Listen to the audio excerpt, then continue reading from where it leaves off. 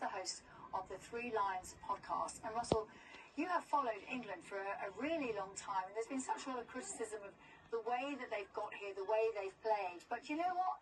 No one is going to remember a thing about that tomorrow, are they? Of course, no. And come when we win it, that no one will remember the group stages. Everyone will remember the Ollie Watkins late goal or Jude Bellingham's overhead kick, iconic moments. But if you win the final, that's what's there written on the trophy. England winners. You actually only do remember the iconic moments, don't you? You actually don't remember all of the rest of the stuff. And they've got really good history, not this particular group of players, but England generally have got a really good history at this stadium. It's lucky. Oh, yes, it is. I mean, first and foremost, it's a magnificent stadium. It's beautiful. I came here in 2008 to see England win in a friendly 2-1. It was John Terry and Matthew Upson scored that day. And then I think it was 2017, we won 3-2 here in a friendly. Yeah, lots of history here for numerous reasons here. Some bad history as well. There's some interesting history, shall we say. I think it was 1938, shortly after the First World War. The England team actually performed a Nazi salute here. Would you believe it? Yeah, it's unbelievable when you see the pictures. It's really hard to believe that sort of thing will definitely not be happening tomorrow. Who has impressed you in these championships in the England team? Because when you're doing your podcast, you must get people phoning you up or tuning in live to talk about particular players. Who's impressed most? Everyone's got their favourite players, haven't they? We've got 26 to choose from. Remember, it's a squad game now. There's obviously Jordan Pickford, his players, fans' favourites. Harry Kane, obviously top scorer. For me personally, Declan Rice. I think he's had a great tournament. And he's not one to hug the limelight. He does his job, he gets in there and makes all the tackles and sort of gets the ball moving forward up the field again. I think he's had a fabulous tournament. He's actually run the most out of any player in this tournament. He's clocked up nearly 80 kilometres, yeah. And he's actually recycled the ball the most as well, won the ball back. So they work hard, the England team, don't they? And actually, in terms of the UEFA list, who's run the most, the England players occupy 5 of the top 7 places. So it's not like they're not working hard, even if they're not impressing sometimes in the overall performance. They've worked really hard, haven't they? It's a shame you don't get trophies for that.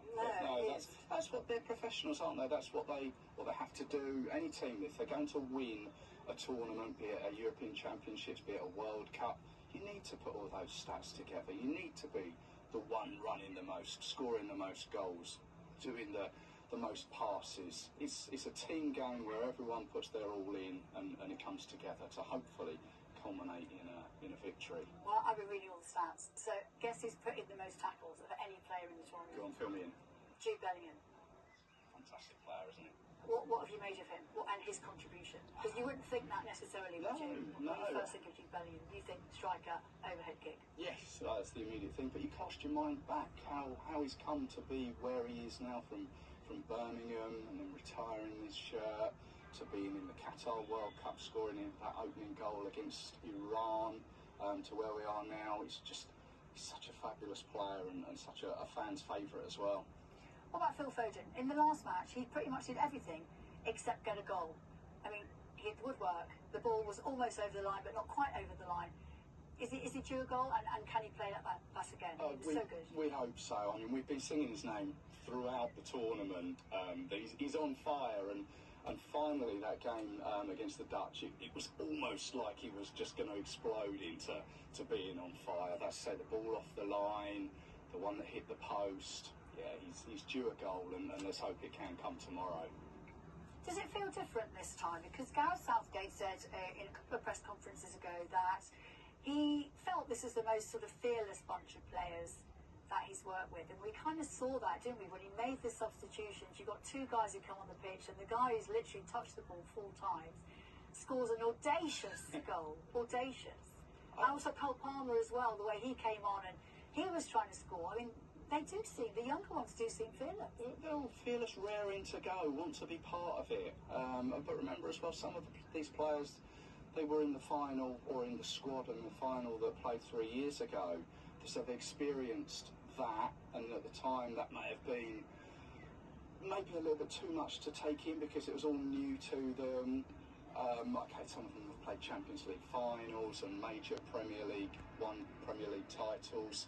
But now that experience has all come together, that they can maybe control it a little bit more and keep a lid on it. And yeah. Well, Bukayo Saka said it was the making of him. It's made him into a much tougher, stronger, more mature player, and it certainly has, hasn't it? We saw that goal and the penalty the other night. Well, when it was all there. When you see where he came from, the penalty 3 years ago that he unfortunately missed, to then stepping up, having the confidence, much like Stuart Pearce.